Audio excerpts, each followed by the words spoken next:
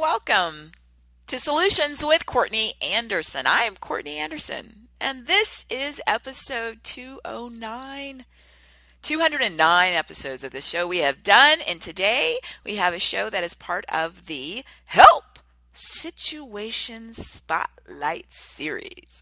So this is our series where, of course, we shine a spotlight, a big bright spotlight on a specific situation that community members like yourself share with me and let me know, hey, I need help. So today our show topic is specifically, my spouse moves frequently for work, so I am unable to get a job. My spouse moves frequently for work, so I am unable to get a job.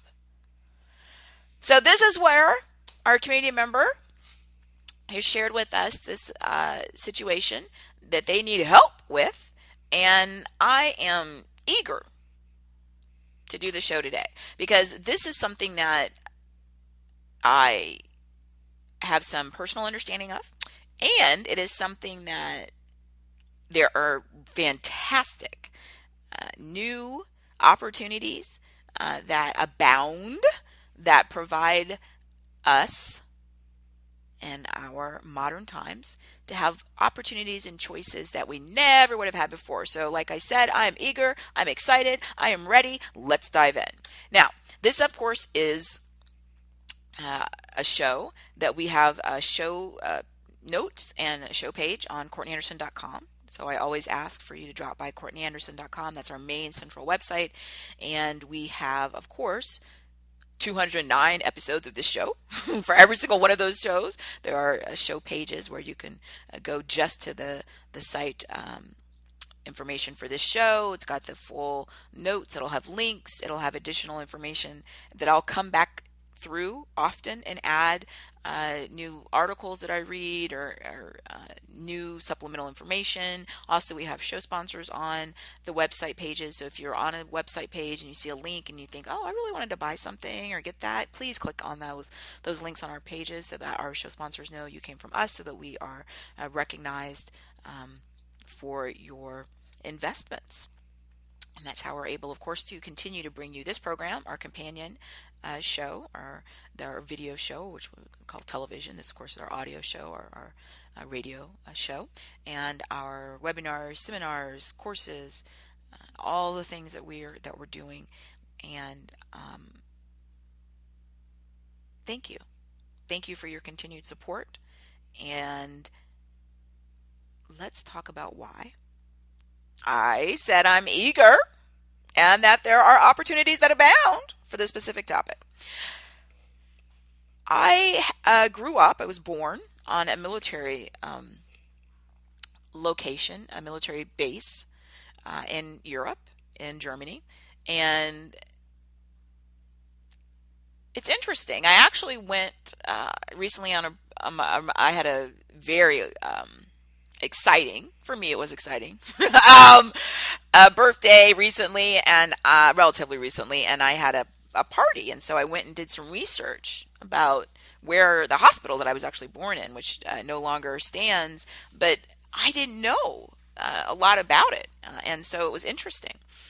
And so why was I born on a military location, on a military hospital? Well, because I had a parent who was in the United States military, and so the work had taken our family unit, which was obviously growing, to live in Germany. So I was born and spent my entire life until I was almost legally an adult, when I finished high school and went to college, living on or near military bases or military posts. That was all I knew. That's my entire life growing up, because my parent, was clearly before I was born all the way until far after I had become an adult and gone out to live my own life, was in the military, United States military. And historically, there are many different types of jobs where to do the job, you frequently moved large distances. And so military, many executives, consulting, often people who are in religious organizations. So sometimes people who also who are in academic organizations. So people who are conducting research or going to different parts of the world doing that. People who are leading religious organizations in different parts of the world, missionaries. There are a lot of different types of people who the work and to do the work at the level that needs of the commitment, right? And the opportunities that are available. The whole family then makes sacrifices and also gets benefits and supports that person whose work provides these opportunities to move. So again, whether it was someone in the military or a missionary or someone who was doing academic research or someone who was a performer, entertainers, many entertainers often work frequently, traveling, and also then may move their families all over. So there's lots of different types of work, okay, that could have put someone in a situation where they were like the community member who shared the show topic today, and saying, look, my spouse is moving, right, for work. And as a consequence of the spouse moving, the family's moving with the spouse. So in that instance, the community member is saying, look, I need help. Because I move all the time, I'm unable to get a job. And historically, what would happen is that when you would move to a place and then you would go apply for a job and people would find out or suspect that you were in a family unit related to one of these types of careers that moves frequently, that people wouldn't want to hire that person. And they would basically even say things like, look, you're not going to be here long, right? I know in my own experience, as I said, I spent my whole life until I left to go to college as almost as a teenager. I was almost 18 years old at that point, on or near these military installations. And so what would happen in that situation, people moved frequently. So we moved. Sometimes I lived a place for less than a year. I lived in Fort Leavenworth, Kansas. Kansas is a state in the middle of the U.S. So there's a specific type of military school there that my parent was attending. We were there less than a year. Many places I lived only, about 18 months to 24 months. So maybe I was there about 2 years. And then I moved again. So it wasn't like I was somewhere for 10 years or I was somewhere for 5 years. I'm talking really short durations, like a year, maybe 2 years. I'm sitting here trying to think. The longest I ever lived in one town was almost 3 years. And even though it was the one town, one area, we still moved within that to different individual places to live. But I'm trying to be really clear. I'm not talking about someone who says, "Oh, we're moving," and I also want to clarify what frequently means. So my personal experience being in a family where we moved was that we'd stay somewhere between less than a year to and I only stayed one place 3 years in a row. My entire from birth to 17 years old. So these weren't long durations. There are people who stay places shorter assignments, that they're in and out, in months. So when you're in that type of environment, what do you do? Now, of course, obviously, our community member had a very specific fact pattern. If some families decide that the person will move for their work, but then the rest of the family will stay like in one place.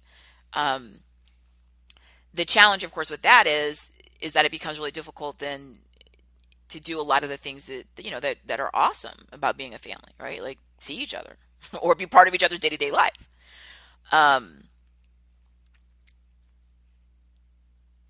When people make the decision and the choice that they're going to move with their spouse, and it could be spouse or something like that, so it doesn't have to be someone you're legally married to, but that you are in a relationship and you're moving, it makes it difficult because you would go and apply for jobs, and so the employer would be like, look, you're only going to be here less than a year. I know this because everybody that's from this, this little town that they're here because they're, family members going to that school, they're only here less than a year. Everybody would know these types of things, right? And then they wouldn't want to hire anybody. So you may be thinking, well, why is our community member even asking for help? This doesn't sound like a problem. They've got a family unit. They got their partner or spouse is, working. I mean, so clearly there's some kind of income. Like, what's the problem? The challenge is this, that especially when you're talking about something that's going to go on. So, like I said, for me, I was born and spent till I was 17. But but for my parents, it was I can't remember how long, but I don't know, 23, 24 years or something of this. So it's not like we're going to do this for a year and have to, adjust, or we're going to do it for, a little duration and then that the rest of the time will be in one place. It's an ongoing, and for many people it's decades of this. And it may be that the person isn't saying I'm interested in having work because I need to eat. They may have financial economic resources, but they're interested in working because of what we talk about in so many of our programs. We talk about this in so many of our programs, and even when we define some of our concepts, talk about surpassing our goals, and we talk about practicing the joyful art of business, I reiterate, this isn't about any one narrow set of facts. Your work may be entirely volunteer work. You may be someone who was born into financial and economic resources and never in your life thought about working related to income. But it's still work. We've talked about in our satisfaction saturation series, which is a whole series focused on what happens after you surpass your goals, right? You have a whole nother set of problems you never thought about. And part of what you think about is, I just can't sit around and do nothing. Even though I may have a whole bunch of professional success and or economic or financial freedom, I can't just sit around and do nothing. It's unhealthy. It's really unhealthy. And we also have talked about, and we have many different instances where I underscore, and we've got a show that I explicitly did. We talked about being of service. One of the things you do to be of service to yourself is you keep yourself engaged in the world. Thinking, breathing, reading, eating, feeling, learning, experiencing. And one of the ways we do that is through our work. Again, your work may be paid, where you go commute to an office and you're there from 8 a.m. to 5 p.m., Monday through Friday. Your work may be that you do volunteer work. Your work may be an artistic endeavor. It may be things that you do in your garden. It may be woodworking. It may be bird watching. I don't care what it is. And again, it's not for profit. It's not anything other than it's the thing. It's one of the paths that brings you at times joy. And also by engaging in this, it's engaging your senses. It's engaging all those that we just referenced, where you're in the world, you're of the world in some way. And in some aspect, I strongly encourage that you're also integrating your work with being of service. Not just to yourself. By working, you're starting to be of service to yourself, but also to others. We owe that to the rest of humanity. So people want to work because they want to work. If someone wants a job, it doesn't even necessarily mean that sometimes even volunteer organizations don't want you to come on board in a more formal way if you're not going to, quote, be staying.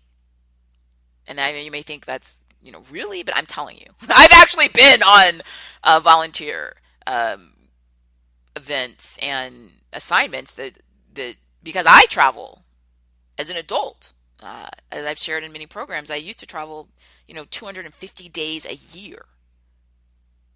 And so I wasn't going places for assignments necessarily, like I'm going to be here for 6 months or whatever. I was going like to a city for a day, and then I was going to another city, and I'm going to Australia for 2 weeks, and then so I'm all over, right? So because of that, I've had situations where volunteer organizations said, "Look, your schedule is so erratic. You're not going to be here." And that may sound, if you haven't been through this, you may think, well, why would they do that? Because it matters. It's the same thing as any other job. Just because there's no money involved in terms of compensation doesn't mean that your work doesn't matter. In fact, in many instances, your work matters, in many instances even more. because of the nature of what you'll be doing as a volunteer. So yes, this is a reality. And so the challenge is for our community members and people who are in the situation who are saying, look, my spouse moves. I'm moving with them, obviously, for some period. But I want to work. All of that, I have been here laying my argument is, I think, part of a very healthy approach, if that's what that family unit's decided.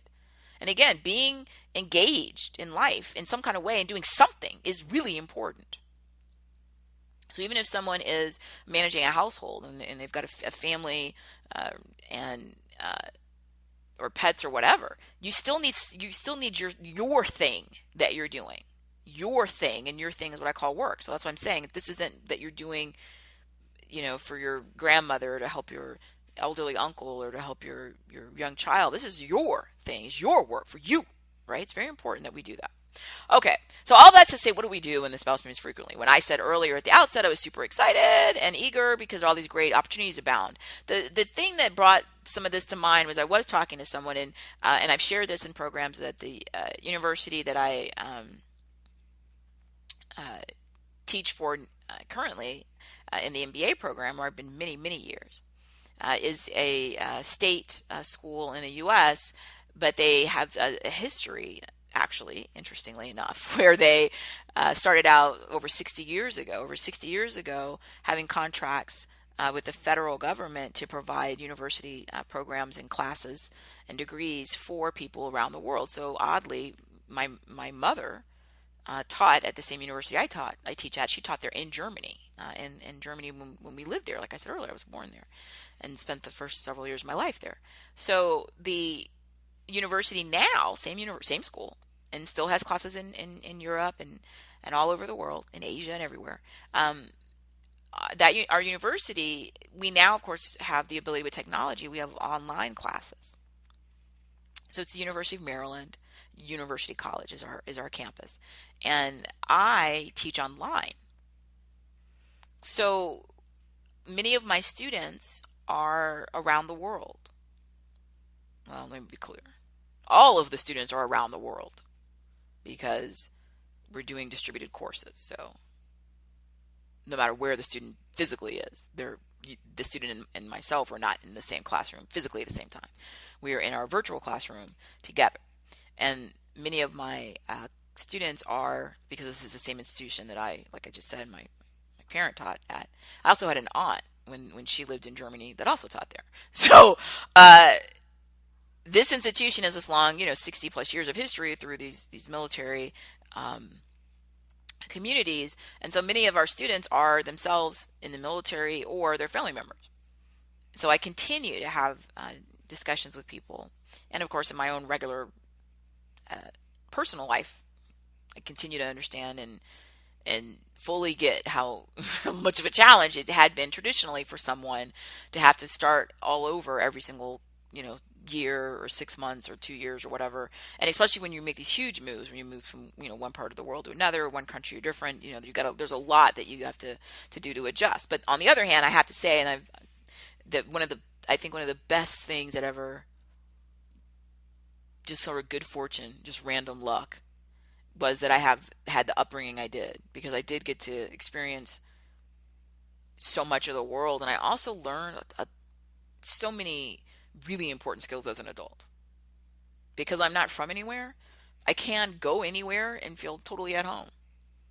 A lot of the things that I think when I talk to other people who had different life experiences, where they're from someplace, like they were born and raised in some place, and lived in some one location for a really long time, they are really defined by that. And it's interesting. And in a lot of ways, it's great because they have, like an anchor, like this place is their home, right? Like they know people there and they live there a long time, and they can go back there and feel like that place means something to them. And that's awesome. But as I was saying, in my experience, I think my advantage is, and why I'm grateful for it, is I learned really early, from literally birth, that wherever I am is home. So I don't ever have anything but, as I said, total relaxation and comfort no matter where I am. So, if I'm in Mumbai, doing a presentation and attending meetings, totally comfortable. If I'm in, Brisbane, Australia, totally comfortable. When I was in Tokyo, felt good. When I'm in, uh, Cape Town, South Africa, loving it at home. Like I just feel, I'm used to this. Like I'm used to being out and about. So it gave me these other skills that I think are something I'm grateful for. So that's to say that the people who do make the decision to move as frequently for work, it benefits everybody. It really can, and it's an awesome opportunity to really learn lifelong skills that are assets, right? Get along with people, understand diversity, understand how to be assertive because you have to be because you're always the new person.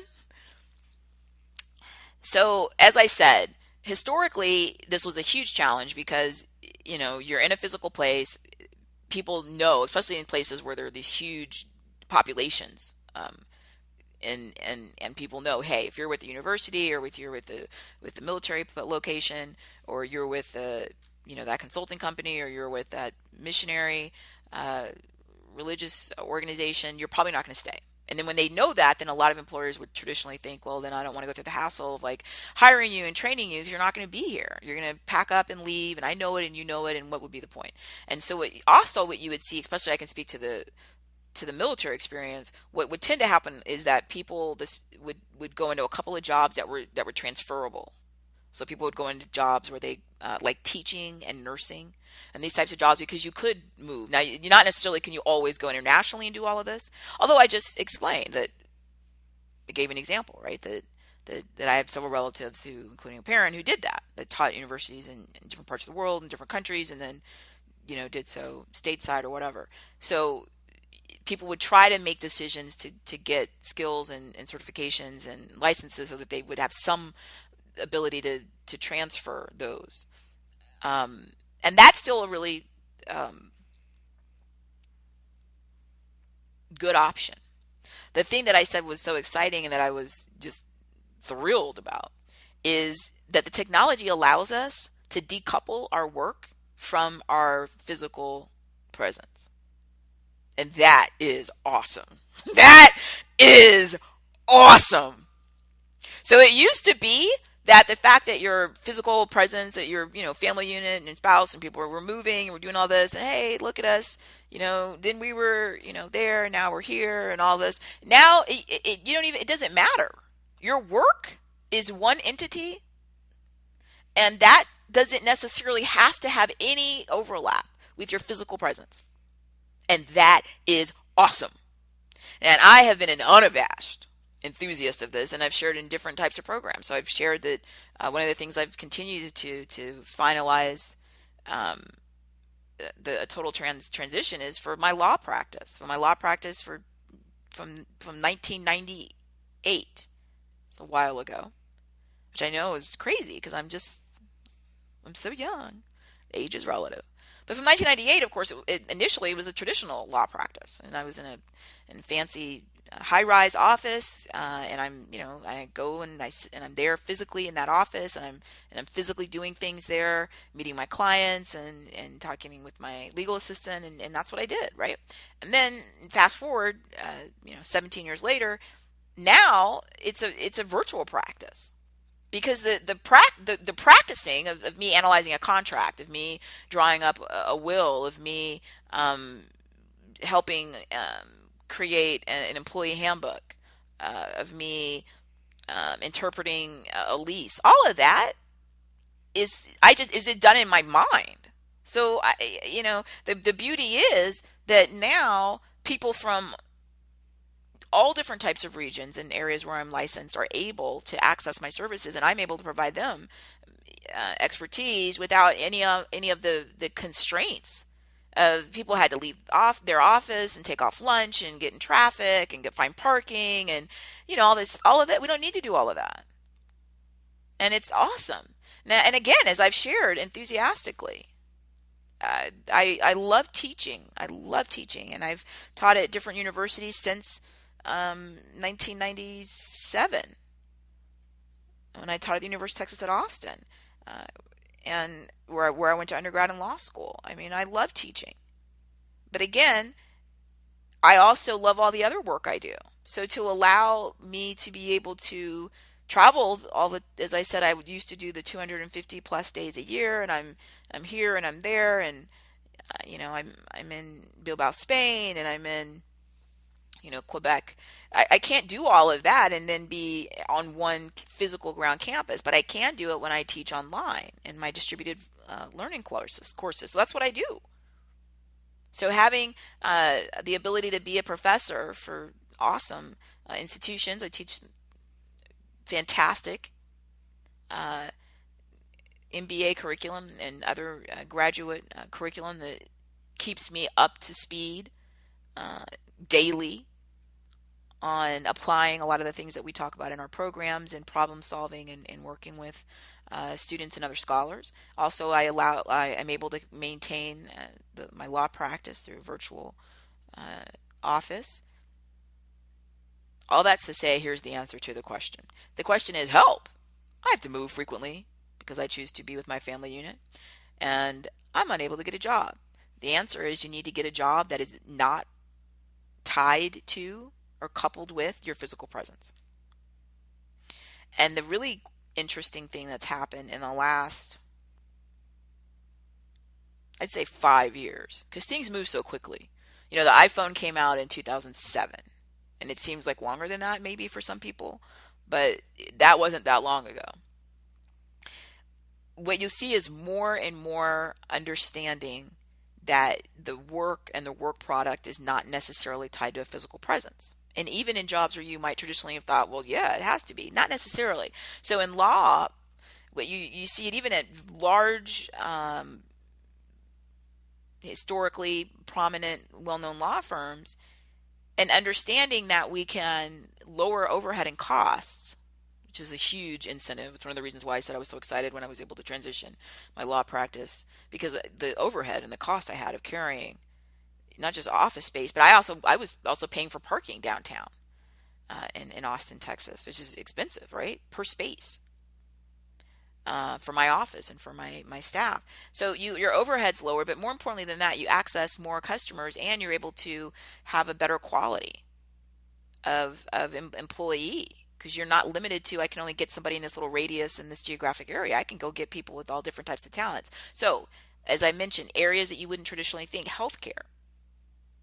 In the last couple of years, there's a lot of exciting developments in healthcare where you can have a specialist in a very different geographic location who's going to be able to share, and sometimes even in real time, access to a patient's record and even to the patient through video conferencing. This is really cool. In addition, of course, in a lot of medical, and certainly in surgery, robotics have come in to be able to also use a way to augment the skill set and the tools of the physician. Technology is allowing better quality and better access to the best providers. I mentioned teaching, and I teach at universities, yet there are high schools and primary schools, certainly in the States, that also have online distributed learning, which is awesome because it opens up again opportunities for people who again may have geographic restrictions, but also for people who maybe weren't either able or weren't thriving in physical locations. So if somebody is saying, look, I move, and that moving has been hindering me from working, getting the job I would like or the job I want. My point today is that you need to do a little bit of research and look and see what's available. So recently I'd had a discussion with someone who was in a situation, and they were saying, yeah, moving, and just found out we're moving again, our family's moving again, my spouse has been transferred, and wow, I really, need and desire to have my work. And I said, instead of you limiting yourself to these geographic regions, why don't you go out and get work now that you can do, from a remote location, and then you can keep it and maybe even potentially build, a long-term relationship if that's what you desire. And so I'd cobbled together a list. I just sort of went out on a search engine, or I think maybe two or search engines, and just started looking what's out there for people. And it's amazing. Like I said, I've been working remote and distributed types of relationships for a while, but I didn't even know all that's available. It's really interesting. So what you would do is this. What I did for that person and what I do for people who, when I do individual coaching and mentoring and career strategy consulting, when I work with people individually, is I take an inventory of list of their skill sets. So your skill sets are, what kind of education do you have? Formally, high school or GED in the U.S. or their equivalent? Did you go to and finish any college degree or vocational program? So do you have any certifications or licenses? So I get all that together, and then I ask people, what do you like to do? And some people say, I like to write, and some people say, I hate to write, and some people say, I like to, do creative things. I like to draw. Okay, great. Other people say I hate drawing. Some people say, oh, I love speaking. I speak 3 languages. And okay, great. So I make a list of all the different skills that they have. And I've talked about this in other programs where I talk about how do you maximize your ability to diversify your income. And you go through and you view yourself as like an entity. And you say, what are all the different things that I could deploy for income? And so it's going to be what I talked about: formal education and informal education. What have you taught yourself? On the side, do you teach yourself, coding? Do you, on the side, teach yourself, I don't know, social media expertise? I mean, whatever it is you picked up, formal and informal. I take a list of that and I look at all the other things. What languages you speak. What do you enjoy doing? Do you have musical skills? Again, your artistic skills. Do you know how to build things? Are you an expert woodworker? Are you an expert, carpenter? Like whatever it is that you know, what you can do. I don't care if it was a hobby, if it was something you picked up with your friends, whatever it is, I make a list of, because the really super awesome thing, and I hate to use super awesome, but it really is super awesome, is that everything's moving so fast in terms of technology. The ubiquity of the technology, not necessarily that I'm saying the technology itself is moving so quickly, but that the average person like myself is able to go and you log on and you take the skills you have and then you put like remote work, and wow, everything from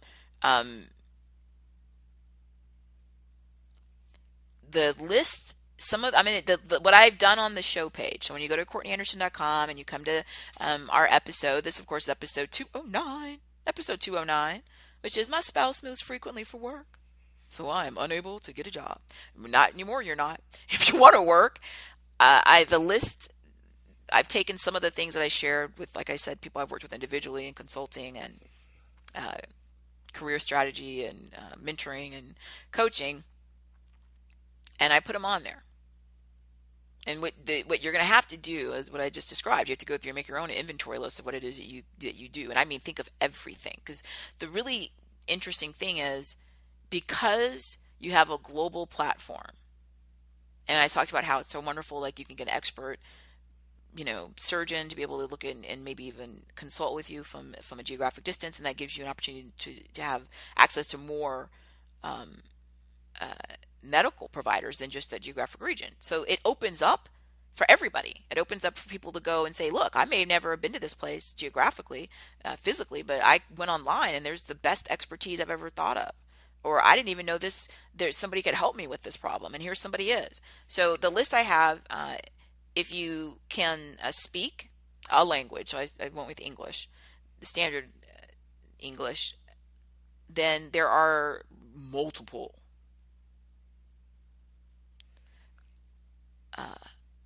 organizations who all that they do is hire call center and phone administrative or account professionals who are excellent speakers, and of course have at their house or wherever it is they live.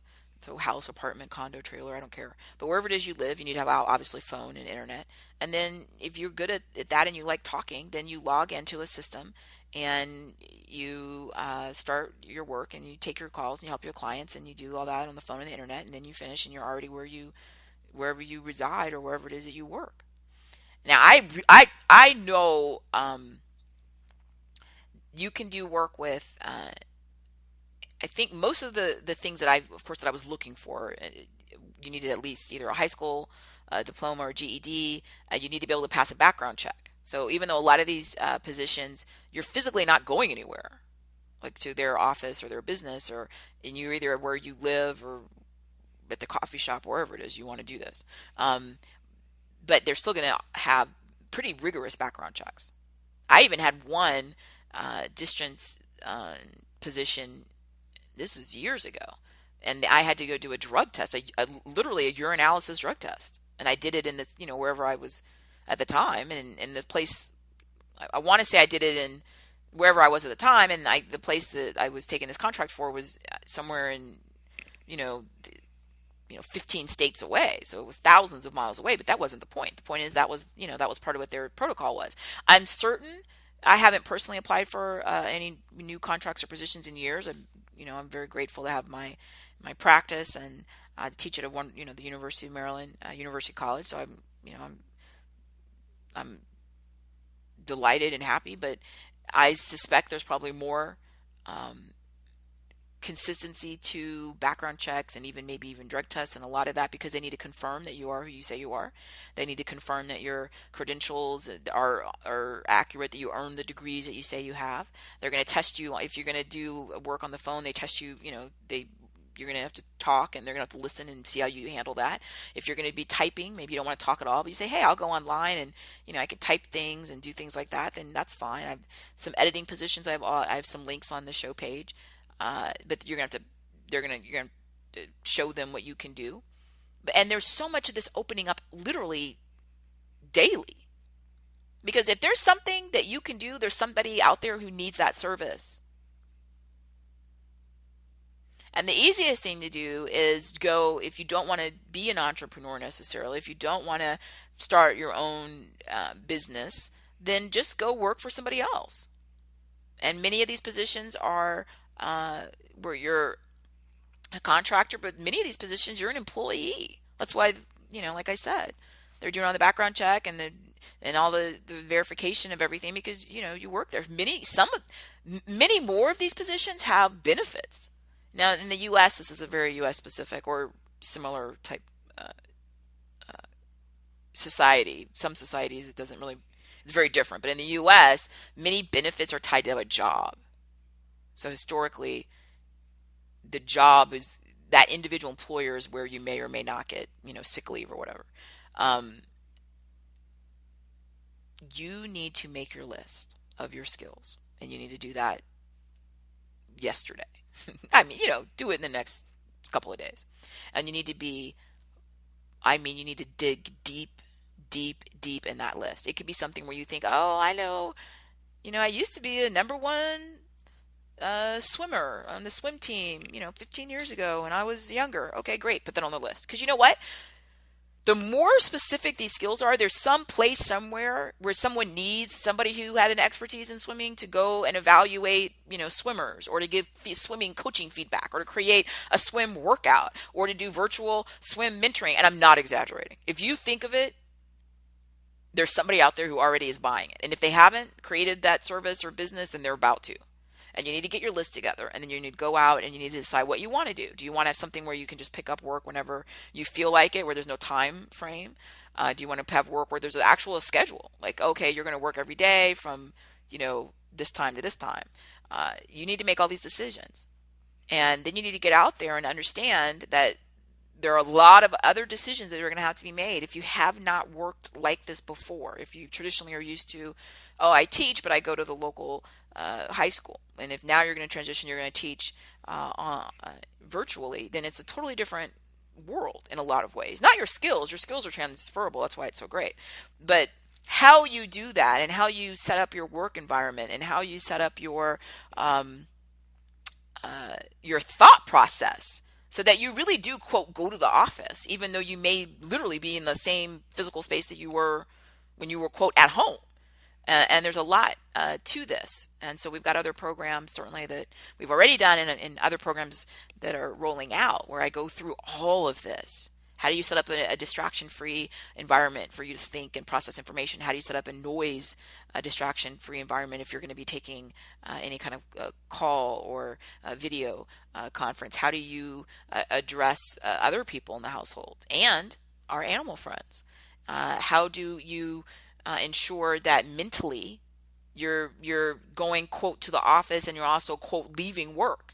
Because some people get caught in that, and they don't understand that you got to be vigilant and you have to be really, really disciplined, so that when you, quote, leave work, you really left it. And I've got a lot of programs on this, and I share this in many different shows. But it's freeing in a way, because you're going to be able, honestly, if you really do and you dig deep in that skill inventory, and if you do the skill inventory and you say, well, I don't really see anything, then you need to email and contact me. Because when I do these skill inventories with people, I guarantee you I will come up with at least somewhere between 15 and 50 different things that you could individually and in combination get out there and start working. Now, most of the work I've been referring to, of course, is paid work. There are also an amazing amount of volunteer work and collaborative environments for you if you're an artist, if you are into gardening or any other type of activity where it's not necessarily volunteer work, but it's just something that you're really passionate about, and that is your work, but you also want to find a way to display what you do and interact with other people, and potentially have other people either share knowledge with you or collaborate, or even maybe make purchases of your artwork. Building a virtual art gallery online. And I know who did that. She loves painting and got really involved with this later in her life, in her 70s, and that's her work, and loves it so much, and created a great virtual gallery of her work, of her different paintings, and sells them, but also gets to then be in the art world, and have people from all over the world share feedback or invite her to different events, and it's just awesome. So this is,